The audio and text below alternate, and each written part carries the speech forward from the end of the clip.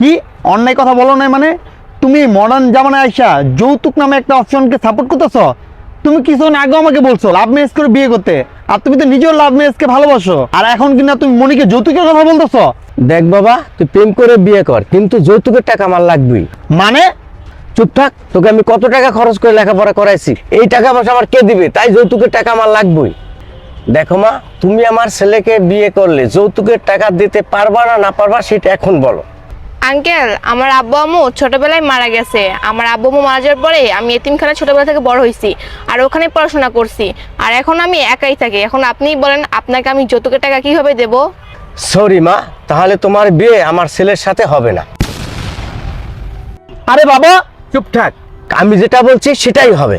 Uncle, আপনার কাছে আমি হাত জোর করে রিকোয়েস্ট করতেছি, আপনি নয়নের আর আমার সম্পর্কটা এইভাবে নষ্ট করেন না। আমি নয়নকে অনেকটা ভালোবাসি। আচ্ছা, আপনার তো যৌতুক লাগবে,